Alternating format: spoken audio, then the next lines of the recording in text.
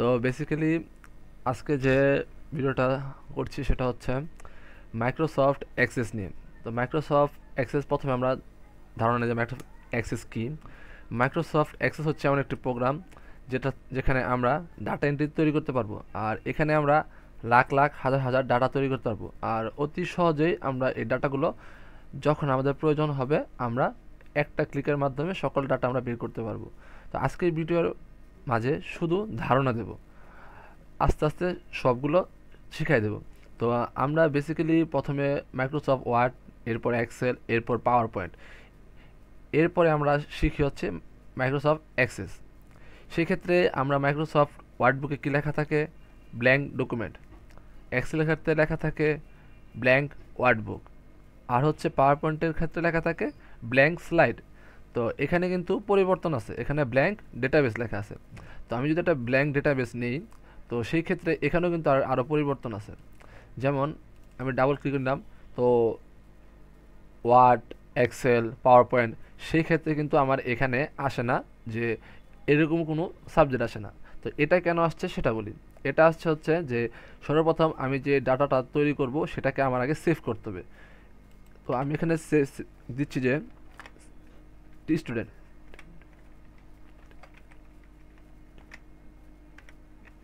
Student. আর আরেকটা কথা, সবচেয়ে বড় কথা হচ্ছে এই আমরা যে মাইক্রোসফট অ্যাক্সেসে কাজ করব, এখানে কিন্তু কোনো প্রকার ফুল স্টপ, কমা, দাড়ি এসব কোনো কিছু কাজ করবে না। সেই ক্ষেত্রে আমরা এটা ব্যবহার করতে পারি।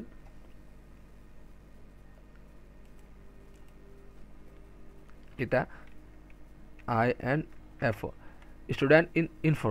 তো আমরা এখানে এটা নাম দিয়ে দিলাম। তো এটাকে আমরা সেভ করব কোথায়? তো এটাকে আমরা সেভ করব ডেস্কটপে। তো আমরা ডেস্কটপ সিলেক্ট করে আমরা ওকে দিলাম, তো আমাদের এটা সেভ হয়ে গেছে। এখন আমরা ক্রিয়েট অপশানে দিই। এরপর হচ্ছে আমরা দেখতে পাচ্ছি যে এখানে আমাদের টেবিল অপশন আছে, কিন্তু এখানে আমাদের কোনো কিছু লিখতে পারবো না, কোনো কিছু লেখা যাবে না। তো এর আগে আমি বলে দিই যে সব ক্ষেত্রে আমাদের যে অফিস প্রোগ্রামগুলো আছে সেখানে আমরা দেখতে পাচ্ছি যে আমাদের যে এই রিবন মেনু বারটা থাকে, মেনু বারটা কিন্তু সেম থাকে। যেমন হচ্ছে আপনার মাইক্রোসফট ওয়ার্ড, এক্সেল, পাওয়ার পয়েন্টে আমরা ফাইল আর হোম এই দুইটা কিন্তু সেম থাকে, কিন্তু এখানের ক্ষেত্রে এগুলা পরিবর্তন আসছে। এখানে এক্সেলের কাজও করা যাবে, এই যে ডেটাবেস টুল, এগুলোর কাজ আস্তে আস্তে দেখানো হবে, না হলে গোজামিল লেগে যেতে পারে, সবাই ভুলে যেতে পারে। তো প্রথম হচ্ছে আমরা যদি একটা টেবিল তৈরি করি, সেক্ষেত্রে আমাদের টেবিলটা কীভাবে তৈরি করতে হবে। ফার্স্ট আমাদের টেবিল তৈরি করতে হবে, এরপরে হচ্ছে আমাদের এখানে এসে কাজ করতে হবে। তো এই যে দেখতেছে এই যে ভিউ অপশানটা, ভিউ, এই ভিউয়ে আমরা এই অ্যারো চিহ্নতে ক্লিক করব। তো ডিজাইন ভিউ, তো ডিজাইন ভিউতে আসার পরে আমাদের টেবিলের নাম চাবে, তো আমরা টেবিলের নামটা দিয়ে দেব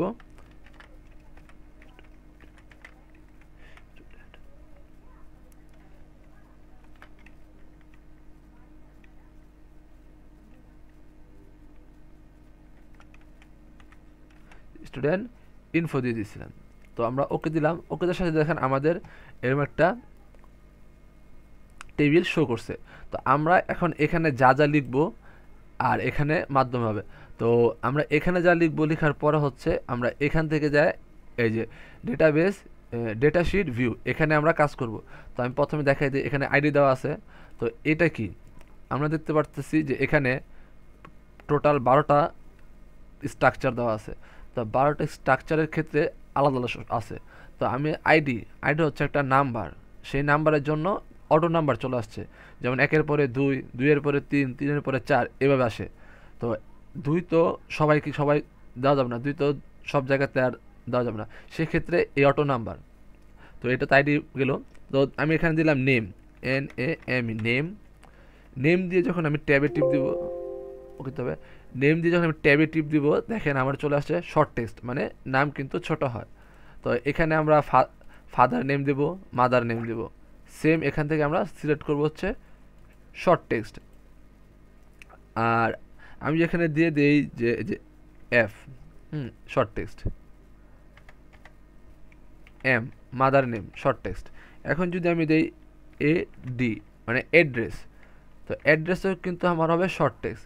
কিন্তু এই অ্যাড্রেসের ক্ষেত্রে আমরা একটি ম্যাজিক ব্যবহার করতে পারবো। ভেলুকাপ উইজার্ড, এটা হচ্ছে একটা ম্যাজিক, এটা পরবর্তীতে দেখানো হবে, এটা পরবর্তীতে বোঝানো হবে। আচ্ছা, এটাকে আমি শর্ট টেক্সট করে রাখলাম। যদি আমরা চাই লিখে দিতে তাহলে শর্ট টেক্সট, আর যদি আমরা চাই যে আগে থেকে আমার ওই অপশনগুলো লেখা থাকবে, শুধু আমি সিলেক্ট করে বসাই দেবো, তাহলে আমি যে বললাম যে ম্যাজিক টুলটা লুকআপ উইচার্ট এটার কাজ করতে হবে। এরপরে হচ্ছে আমি দিলাম হচ্ছে যে phone number, PS phone number দিলাম। ফোন নাম্বারের ক্ষেত্রে আমরা চয়েস করব হচ্ছে যে নাম্বার ট্যাব। এরপরে হচ্ছে আমরা যদি দিতে চাই মানে ম্যারিড, সে কি বিবাহিত না অবিবাহিত, যে ম্যারিড না আনম্যারিড, তো আমি শর্ট ফর্ম দিচ্ছি। তো এইখানে যদি ম্যারিড হয় তাহলে আমরা দেবো টিক চিহ্ন, যদি আনম্যারিড হয় তাহলে আমাদের টিক চিহ্ন দেওয়া দরকার নাই। সেই ক্ষেত্রে আমরা কী ব্যবহার করতে পারি, সেই ক্ষেত্রে ব্যবহার করতে আমরা পারি ইয়েস অর নো। আজকে এতটুকুই দিচ্ছি, নেক্সট অন্য সকল যা আছে তো দিব। তো আমার টেবিল করার কাজ কিন্তু শেষ। তো আমি এখান থেকে এখন চলে যাব ডেটাশিট ভিউতে। তো এখন এই যে ওকে করে দেবো সেভ করার জন্য, এই যে ওকে দিছি। তো আমার কিন্তু এই যে অপশানগুলো চলে আসছে। তো আমি এখানে যদি নাম দেই কে tab F tab V, tab হচ্ছে আমার অ্যাড্রেস, যদি দেই আমি যে কোনো একটা অ্যাড্রেস আমি শুধু টাইপ করছি, এরকম একটা আমি অ্যাড্রেস দিলাম বাই কে ডট এইচ এল এরকম দিলাম। পরে ফোন নাম্বারটা মাঝে দিলাম, জাস্ট একটা ফোন নাম্বার দিলাম, এটা কিন্তু জাস্ট মাঝে। এখন যদি আমি এখানে দিই যে এই যে ম্যারিড ইস আসছে, এখানে আমি কি দিব, ম্যারিড আছে, ম্যারিড দিলে হচ্ছে আমার এখানে রাইট চিহ্ন, ঠিক আছে, রাইট চিহ্ন। তো আমি টেপ দিলাম, আমার কিন্তু এক্স চলে আসছে, এই যে দ্বিতীয়টা। জাস্ট এতটুকুই কাজ, যদি বুঝতে পারো তাহলে সহজ, না হলে কিন্তু অনেক কঠিন। তো ধন্যবাদ যদি ভালো লেগে থাকে।